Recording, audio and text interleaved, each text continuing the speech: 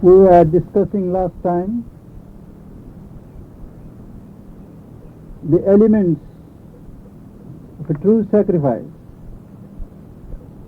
We also discussed to whom the sacrifice is to be offered. To continue our discussion, it is understood that progress in the path of sacrifice, and by sacrifice we mean in our consecration, the progress lies in two directions. First,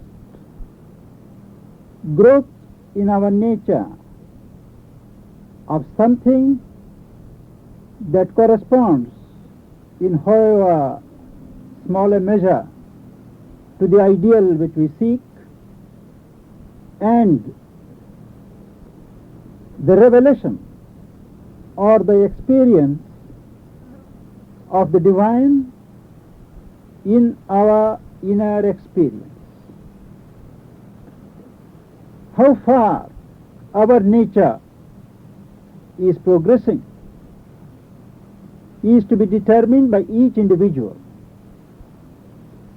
It is a common question that I have met with so often. How do we know that we progress? And there is only one answer. If we are frank to ourselves, if we have the courage to face the truth, there is only one barometer. How do I react to men and things in day-to-day life?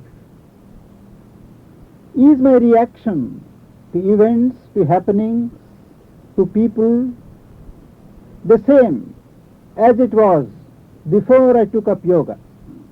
That is the simple question.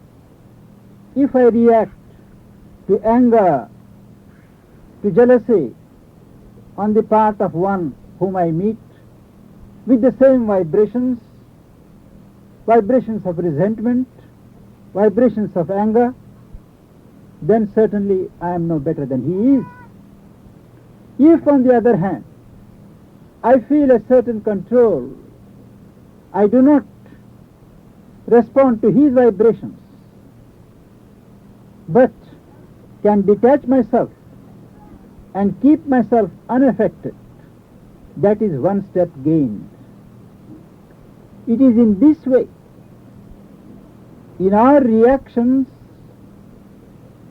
to day-to-day events, our thoughts, our feelings, our actions, through that we can measure whether our nature is changing or not, whether we are progressing or not.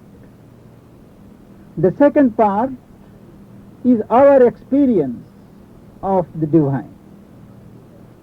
The divine that we seek, Sri Aurobindo points out, is not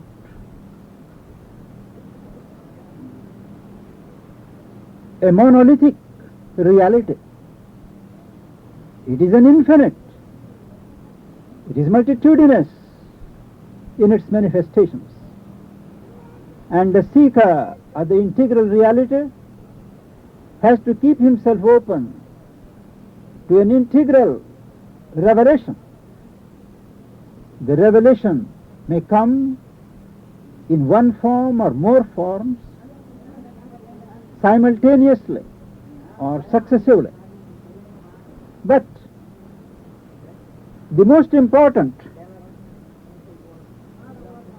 and the basic realization that should form the foundation for other realizations is the perception that behind all the fleeting phenomena of life, the changing forms and movements, there is something permanent. There is something eternal. Behind the turnings in time, there is an eternal that upholds the revolutions of time. Behind all the movements in the cosmos, there is something which upbears the universe. This perception and awakening to the existence of a self, a reality, an irreducible reality, a reality that does not pass, but which holds in its palms all that passes. That is the basic reality which we must at least mentally conceive, imagine, and link ourselves with. Once we establish the reality of this eternal being, eternal presence in the universe, in our consciousness, there is a movement of liberation. We no more belong to transient phenomena. Something of us is poised, has taken its poise in what is eternal, in what is basic. That done, the first realization and the easiest is to become aware of the divine presence within oneself. It is asked very often by scoffers, the divine is everywhere. Of the same self beating in the hearts of others, you meet the others in the same self. This is the truth of Mother's saying that you can arrive at unity with others only at the soul level. Unity with others at any other level, the emotional, the mental, the verbal, is an artificial unity. But if we touch the level of the soul, the self, which is extended in all, there you touch the point where you are one with others. To become aware of the divine presence within oneself, the presence not apart from the universe, but as dwelling in the universe. That is one realization.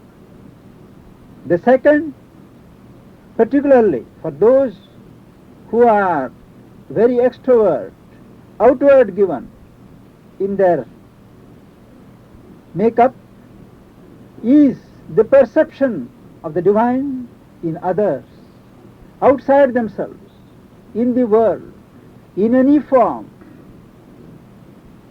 This also is a mighty experience. When every form that passes before your eyes becomes a window opening on the divine presence in the universe. And this is not all. You can awake to the divine within yourself.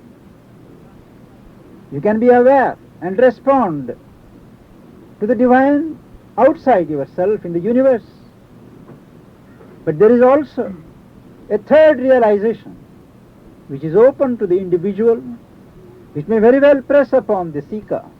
That is the existence of a reality which is not bound within the formula of the cosmos. It exceeds both the individual and the universe. Seen from that poise of transcendence, the whole universe looks like a speck. An individual is a point. The whole movement looks like a petty swarm. But Sri Aurobindo points out, this transcendent reality also is not to be looked upon as something divorced from the cosmos, but as something that supports it, something that projects it. And yet, It is outside its bounds. These are the three major realizations that are open to the seeker of integral yoga once he launches himself on the path of sacrifice. But in the course of the experience,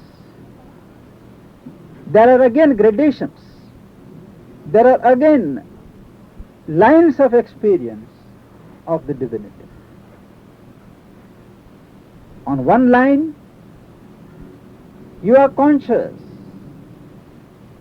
of a divine being, a divine presence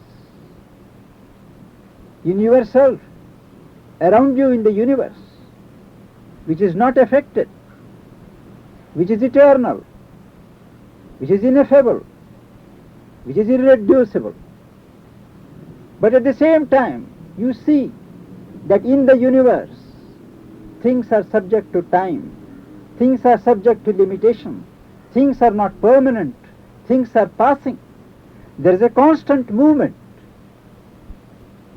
and that movement is executed by a force, by an energy, by a power which imposes the whole universe on your consciousness concretely.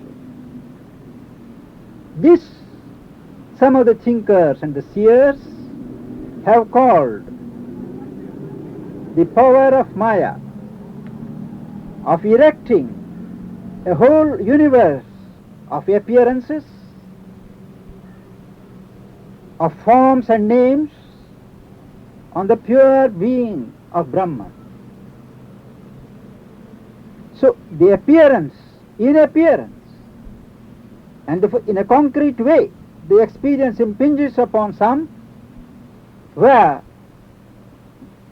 the whole universe looks like a cheat, like an illusory phenomenon, foisted on the pure white being of Brahman. This duality of Brahman and Maya is the first to greet the spiritual seeker in his path. But the true seeker does not stop at appearances. He goes deeper and finds that Maya is not merely a power that veils, but it is also a power that creates. It is a power that veils. It is equally a power that liberates. It does not derive its power of creation from itself. It is a working of the will of Brahman, of the will of the reality, the person creative in execution. If it appears to veil, it is because its processes are worked out in the field of ignorance. Once the seeker recognizes that it is a field of ignorance and looks up to the heights of knowledge, the same power of Maya works to liberate him from the hold of ignorance. So the deceptive appearance of Brahman and Maya as the sole creator and the power of illusion yields to the perception that the whole universe, the whole creation is a projection of Brahman through his own creative power, which the ancients called Maya, because Maya in classical Sanskrit, in the older Sanskrit, meant something that measures in a cunning way. The divine reality is immeasurable. If a measurable universe is brought out of what is immeasurable, it is due to the existence of a power that has it within its working, within its cunning working, to project a finite out of a source that is infinite. Another experience that the seeker comes across is he feels within himself a part, one part that is aloof when he meditates, when he muses, when he is quiet. He feels a being within himself, a central being that he just witnesses. He does not take part in the movement that goes on. The deeper he digs into that what is called the witness consciousness, he knows that there is a strong individualized conscious center, a Purusha, who observes. Then if he observes, what does he observe? He observes a movement that is being worked out by an active energy. That energy is called Prakriti, nature. So here again there is the dichotomy of soul and nature, of Purusha and Prakriti. If you take your stand in the witness consciousness, you are aloof, you are not involved, you are liberated to that extent. If you lose yourself in the revolutions of nature, of Prakriti, you are a slave to nature. You see that you are bound and there is no escape. But if you persist in going deeper, you will see that nature works, nature moves to present the experience to the soul. The soul regards, and in the very regard bestowed upon nature, there is the assent, there is the consent.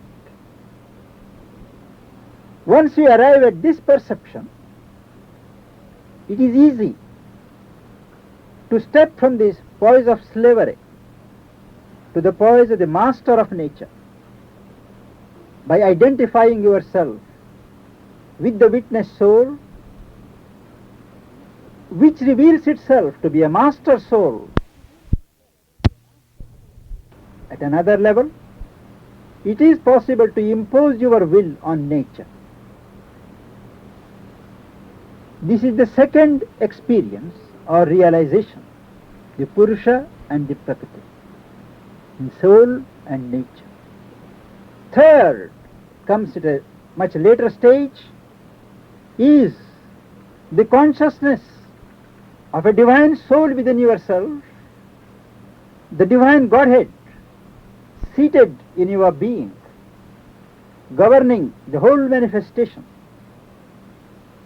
and nature power which is no more ignorant but illumined, the Shakti.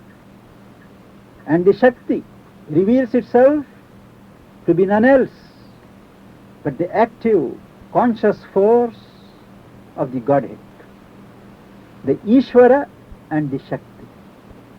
What began as Brahman and Maya, what pursued as Purusha and Prakriti, culminates in the experience of the Ishvara and the Shakti.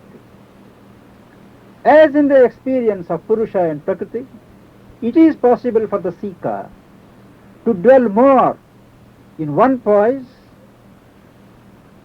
and derive its full rich experience.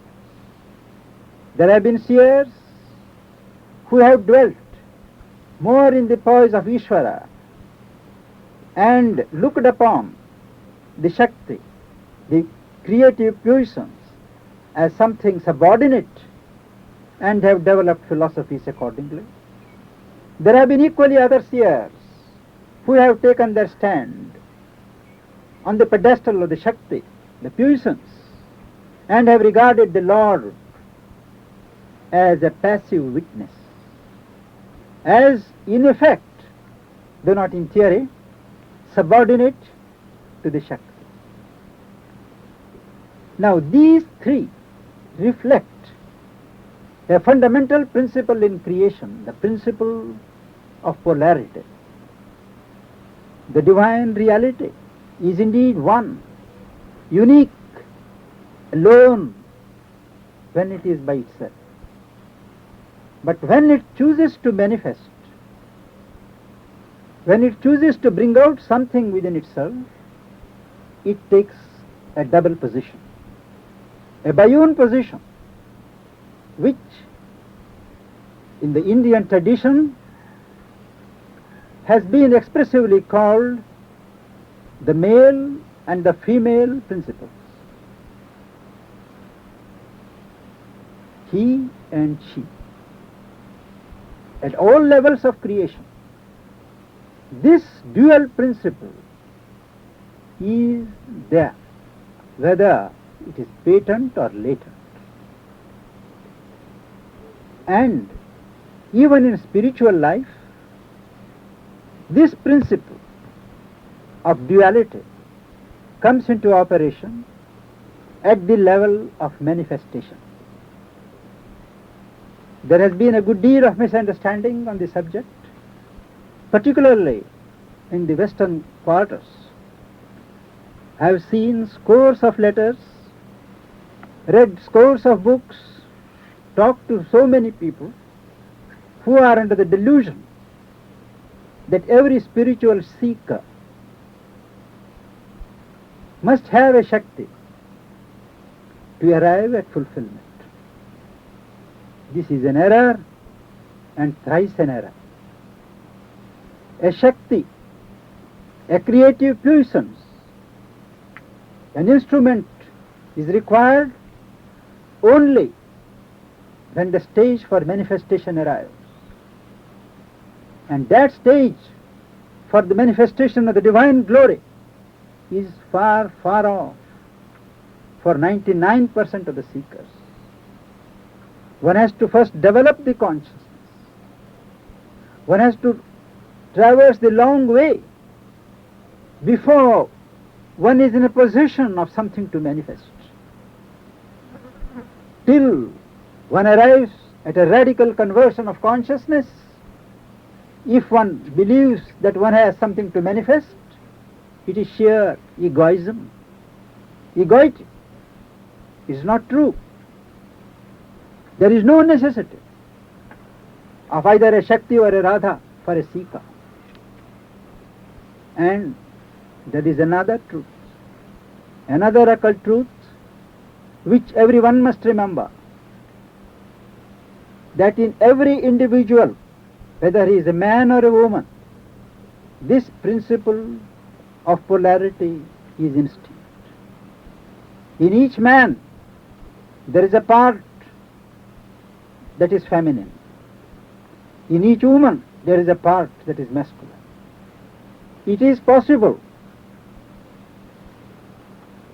to so arrange the workings of the twin principles in oneself that no outer instrument is necessary for manifestation.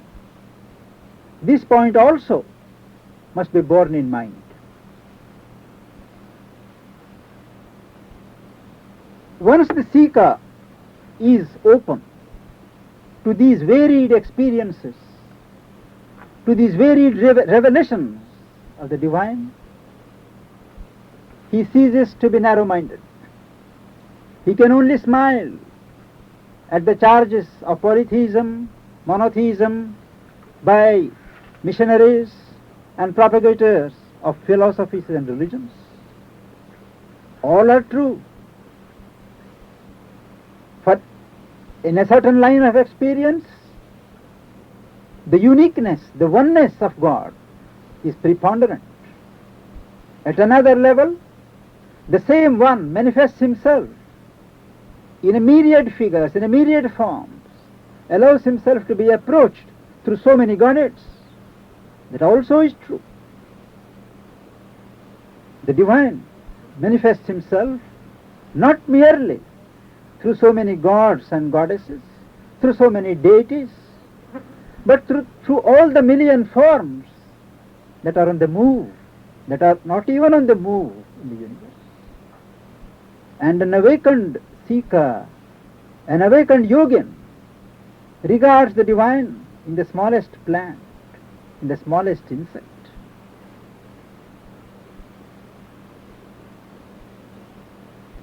This is the way.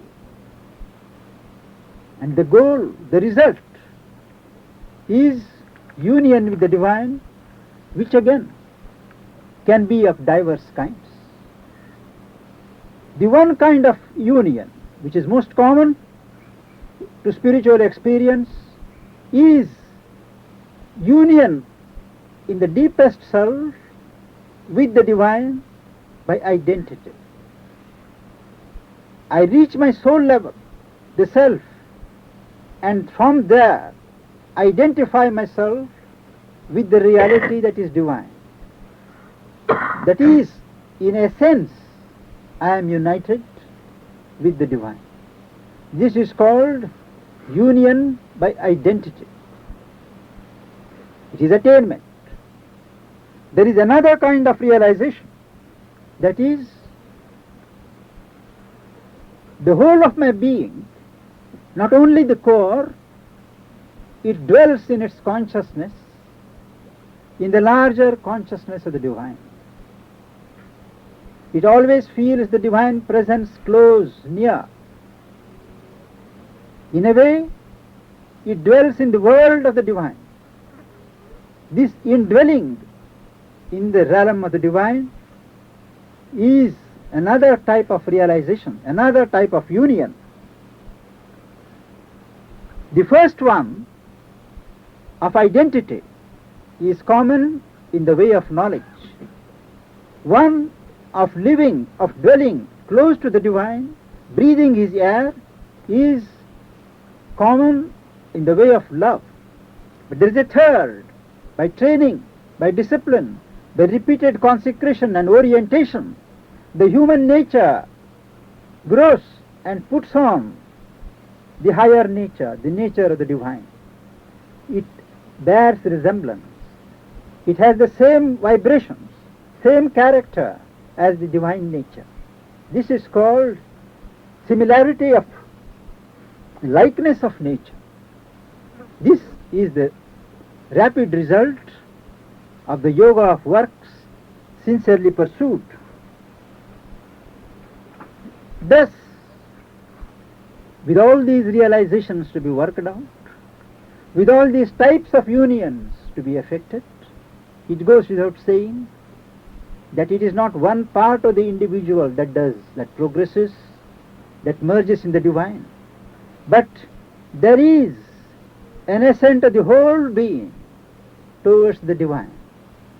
The whole, the mind, the soul, the heart, the vital force, the emotions, the body, and what is below. The whole of it is lifted. And the way proceeds not merely through ascents. There is not one ascent, but as the Vedic seer pointed out, one goes plateau by plateau. Each plateau flings around you the much more that is to be done, the large area that is still to be trodden. Each height reveals a new horizon.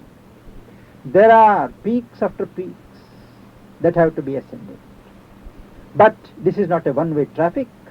Sri Aurobindo points out that a conscientious seeker, each step that he takes forward, each step that he scales, he has to descend back with that gain. Relate that new gain to the rest of the being that has not yet participated in that victory. Integrate that gain with the rest of the being. So a series of ascents is a parallel series of descents. Alone can work out transformation of nature. And when this difficult process is pursued, one has to fight, not merely with resistances, with the enemies within one's own being, but has to take account of the enemies outside the universal forces of resistance and ignorance, which are loath to yield the area under the dominion for ages. All kinds of resistances, individual and universal, have to be conquered, fought. No human individual, however strong, can hope to do it unaided.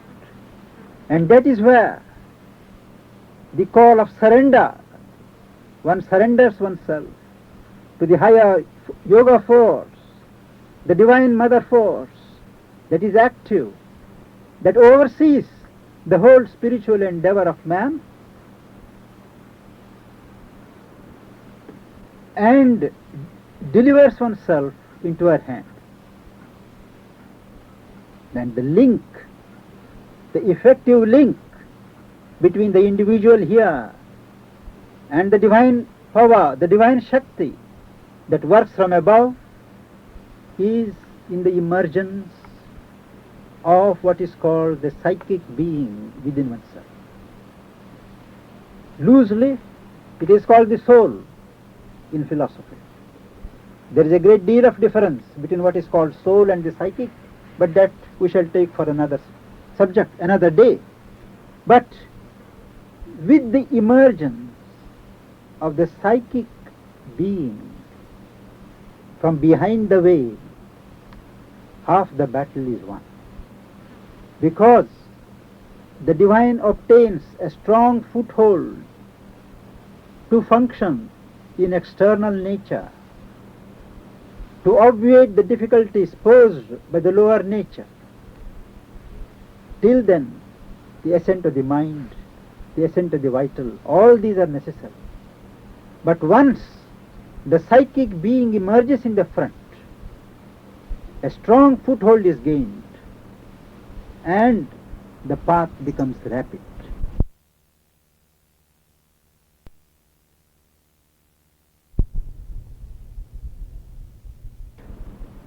And the path becomes rapid.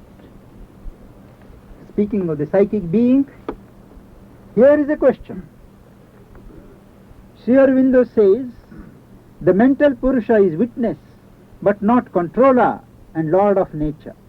It is only when we rise to the Vijnanamaya Purusha that the true lordship prevails.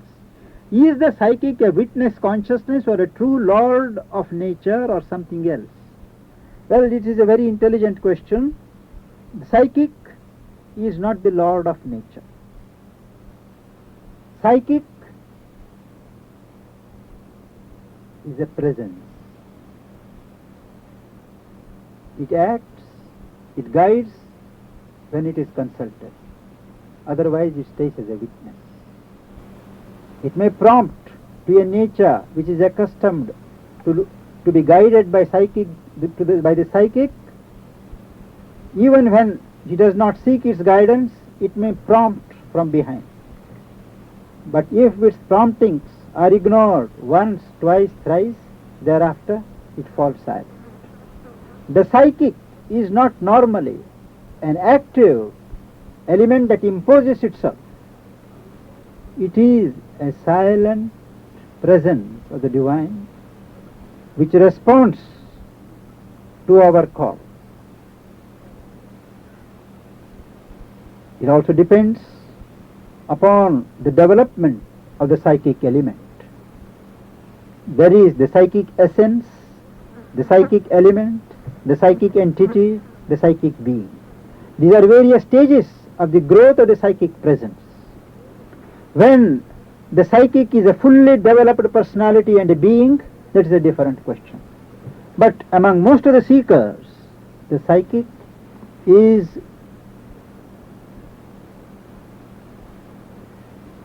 a silent presence which waits to be consulted, which waits to be approached.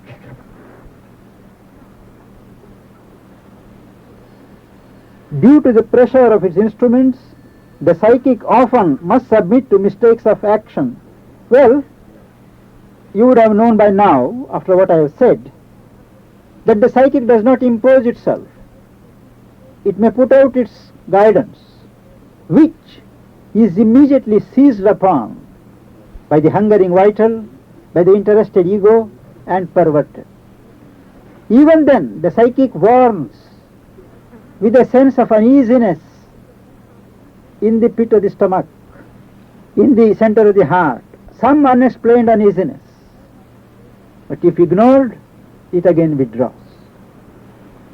The psychic does not interfere.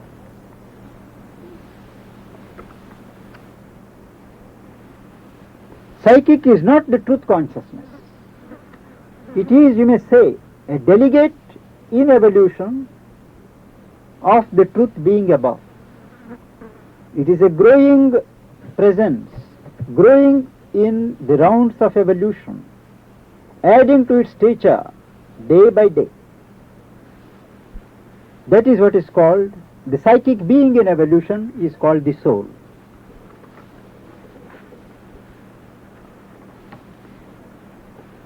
Another question which I should have touched upon earlier while speaking of the difficulties within oneself to the transformation of nature.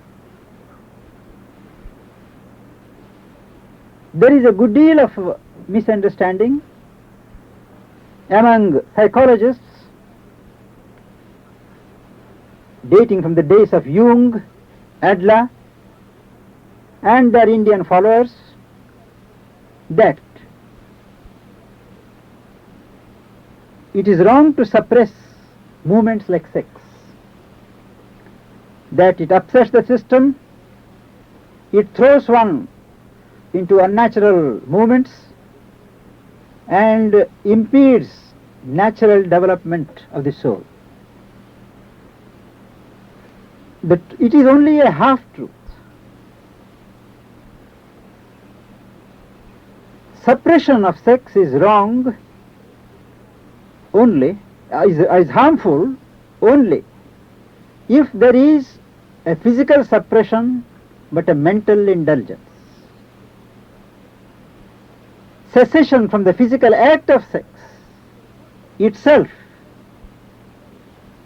is not at all harmful. On the other hand, there is quite a philosophy which it will take me another 15 minutes, which I don't propose to launch upon now. It is very healthy. It develops the individual potential for transformation. But apart from all that, if the mind consents to that denial, if the mind supports and does not indulge in any kind of movement, maybe greed for food, power, whatever it is, the first movement is always of pressing it down, holding it down, suppression.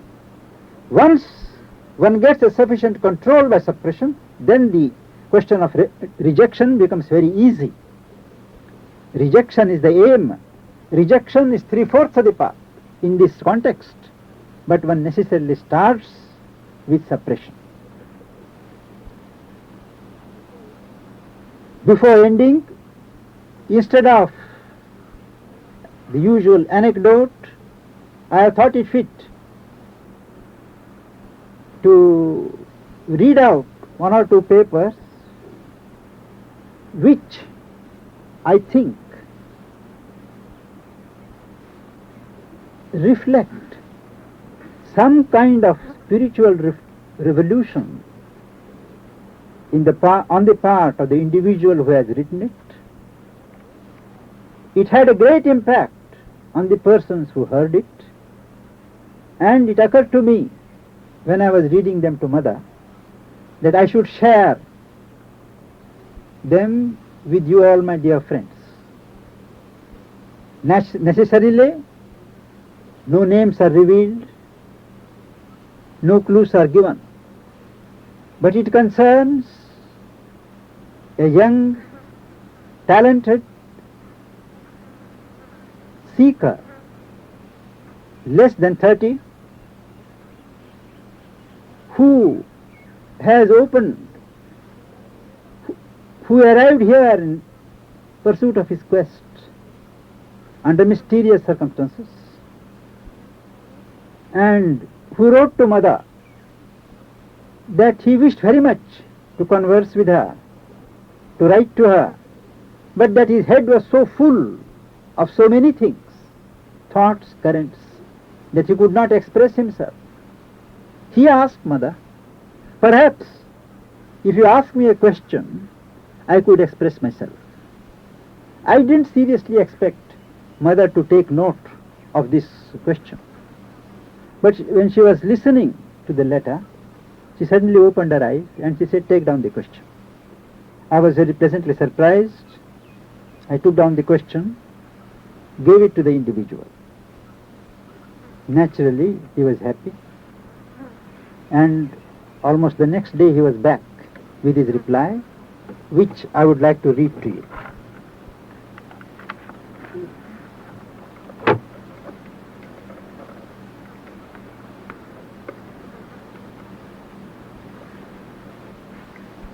He writes, here in the ashram, one beautiful day is followed by an even more beautiful one. I am happy to be working in a society that wants something more than matter and machines. I have many things to tell you, but it is hard for me to put what I think into words. If you ask me a question, I would find it easier. I hope my request will not interrupt your peace. I always see the light of your skin and the brightness of your eyes, your eternal servant. The question Mother wrote, do you believe in a progressive world? Answer, I have received your much desired question, to which I now give the answer. Yes, I believe in the progress of the world, in spite of the many men who are determined to detain it. The light, the flame of the new consciousness that Sri Aurobindo announced and you have brought, advances with certain and firm steps. No human can detain something which is beyond his simple earthly consciousness. A new morning is dawning, and in a day not far off, all men on earth will recognize the Father and the Mother of the universe, incarnate in an Indian man that is the most spiritual, intelligent, and wise man on earth, and in a white woman of the youngest race, which, as youngest, leaped into space. Now, after a natural inexperience, we can begin to count on a youth that wants no more lies from neurotic politicians and from a psychotic society. Now they want the truth. I hope that in a day not far off, like me, all the youth of the world, of all races, religions, ideas and forms, come to pay homage to the only truth, the eternal truth, you and Sri Aurobindo, Mother and Father of us all, God. I await your answer, and please, another question. Writing to you makes me feel well, and now it is easier. Your eternal servant. Mother wrote, it is very good. You are welcome here. Blessings. Then the next question. Do you believe that the next step in evolution is the appearance of a supramental race? Do you aspire to belong to the supramental race? We'll take up the answer at our next meet.